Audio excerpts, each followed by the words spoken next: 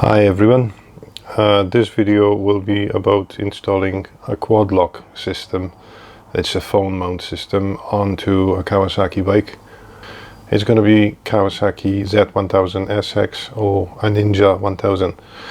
The system basically with the Kawasaki, it's a bit different because you have to go for this type of adapter. You can use others, but this is supposed to be the easiest because the stem mount from RAM has got a round plug on the end of it, and apparently it doesn't work as well with the Kawasaki, which has got a hex hole inside the stem mount. So this is supposed to be a lot better. This is why I went for this one. I'll put a link in the description. I have ordered this adapter together with this short arm, and I also ordered this adapter, this ball adapter is actually for Garmin. So you can fit a Garmin sat-nav onto that, but I was after mainly the short arm because I've got a couple of RAM arms, but they're all the longer type. I wanted to have it all a lot tighter than that.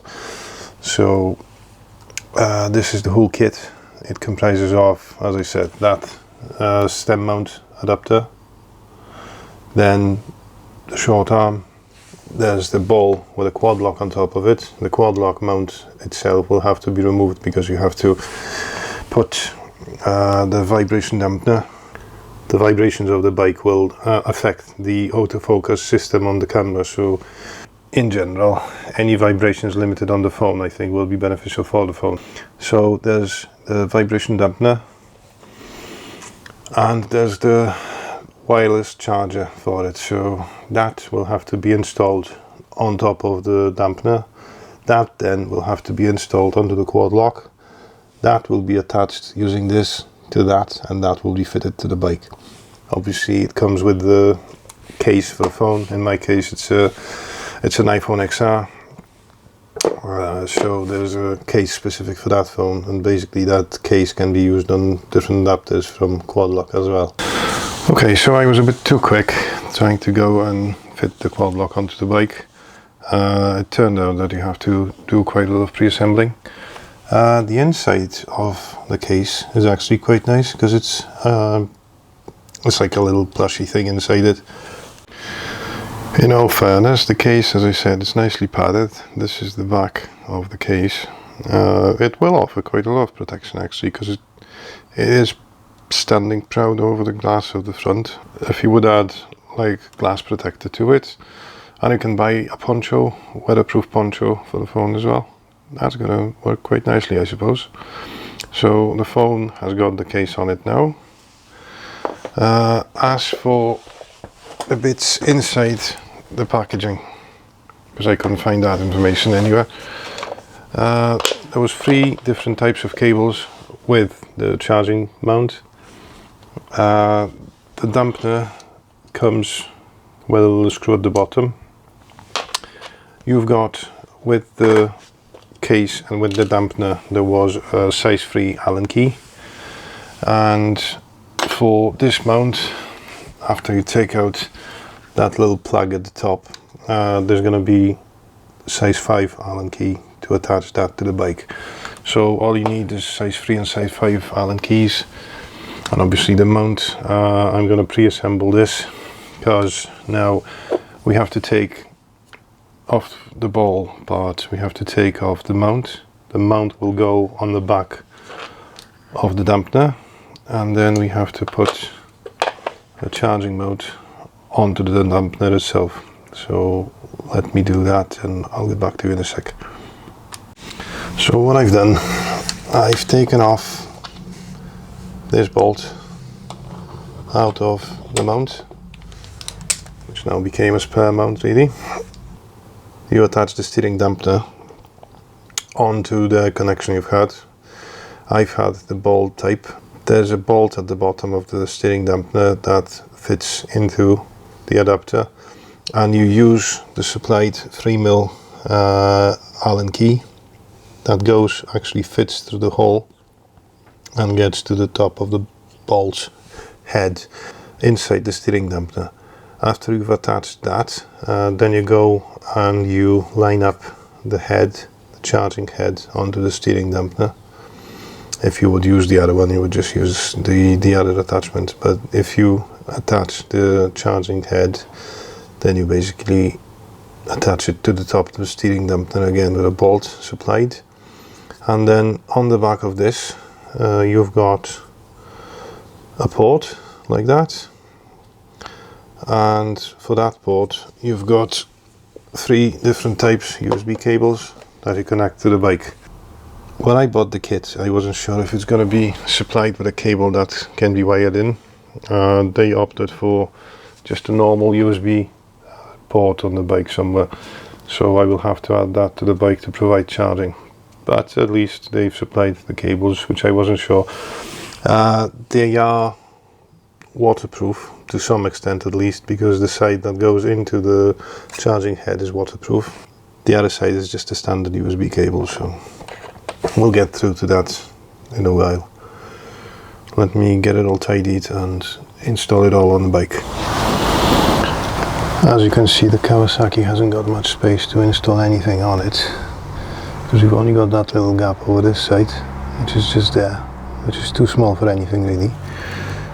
That's not really a diameter because that goes into that shape, so I can't attach anything to it. You've got the steering stem mount, but as I said, it's not just a normal nut, it's got a hex key in it. There are adapters that can allow you to attach some GPS bracket to those 2 bolts, but I don't think that's great. You can get some for fitting that onto the screen mounts, but again, that's not perfect. Then you've got this side, which is pretty much the same as the other side. There's not much space on it. The only option to go with was the steering stem mount, which has got the hex key on it. This is why I went for this option. So that just slots into the stem. We're gonna put that into the stem. It goes all the way down. If it wouldn't go all the way down, because I had that problem,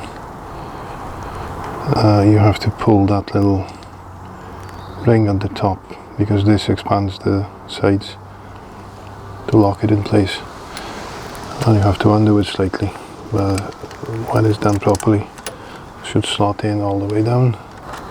It's just a matter of tightening the bolt up to expand that inside. Don't go too mad about it, because you won't be able to remove it if need be, and this should be solid anyway, so yeah, this is planted. After that you put the cap provided.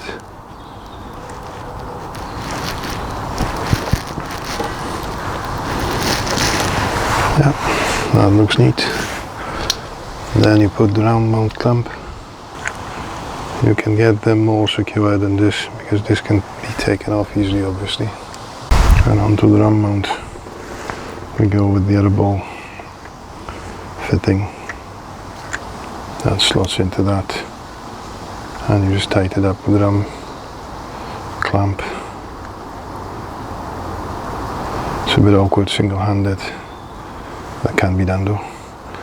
Then you've got a level of adjustment as well, because obviously that's going to be standing proud over the tank, so it's not going to be in your way. Just make sure it doesn't cover your clocks and it doesn't cover ignition. Yeah, let me set it up and I'll get back. Right, so we got it lined up. One thing I forgot to mention, you have to make sure you got your phone with you as well.